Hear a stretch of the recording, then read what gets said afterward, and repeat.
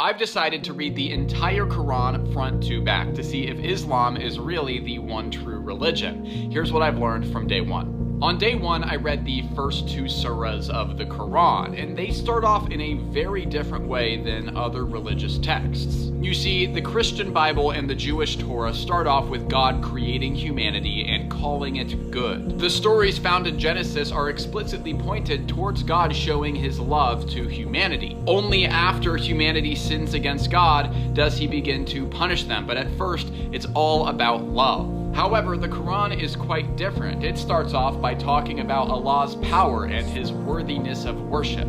The first sentence after the introduction is, "All type of perfect and true praise belongs to Allah." In fact, before the Quran ever talks about Allah's love for humanity, it says, "Allah has set a seal upon their hearts and upon their hearing, and on their eyes is a covering, and a mighty punishment awaits them." This got me really curious about the rest of the Quran. Does Allah actually love everyone? And the answer is no. In Surah 3, it explicitly says that Allah does not love those who do wrong, which means that his love is fully dependent upon our good works. Surah 3 then continues to say that Allah does love people who rely on him. It doesn't even seem like a relationship, just abuse. And I'm not using this as an argument against the Quran, it's just something that I've noticed. I'm definitely going to continue to have an open mind and try and hear out the Quran, but it's a pretty rough way to start off your book. Anyways, I'm gonna keep reading. God bless.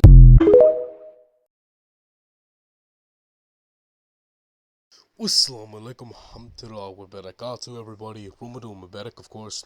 Obviously, just alhamdulillah for the mercy of Allah for everything. Alhamdulillah for being able to talk and visit towards you, my brothers and sisters. Alhamdulillah for walking. Alhamdulillah for eating. Alhamdulillah for being able to drink. Alhamdulillah for being able to sit here and just speak, my brothers and sisters. It is truly just a blessing already. And obviously, just alhamdulillah. And, but may Allah guide us all. Including this guy right here, I'm about to debunk in this quick, short video. Or, TikTok upload maybe. I don't know. I'm open about both platforms. So, his main argument is, Allah doesn't like the wrongdoers, right? And it says he doesn't love them, right? It's not specifically referring to people, but wrongdoers who commit to an action, obviously. The action is what Allah does not like. Wrongdoers means he's doing something wrong. Obviously, that's an action, right? Doing something wrong. That is an action or a state of doing something. That is obviously an action. That's a verb, okay? So obviously, if that's the case, he doesn't like the action, not necessarily hating the person.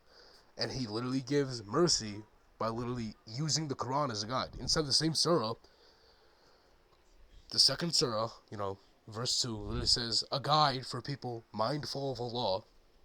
So that literally means he's giving this message to guide us. That's literally part of his mercy and love for us, to save us from things like the hellfire.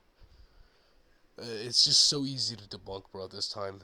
Saying he doesn't love us is like sitting there negating the mercy. The mercy is literally showing affection for our state and well-being at the day of resurrection, bro.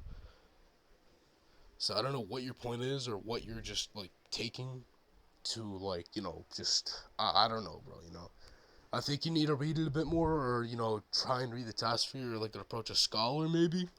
But my best, wishes are with you to find Allah, maybe, inshallah. But of course, those who continuously disbelieve will obviously have their hearts turn cold and everything. So, peace.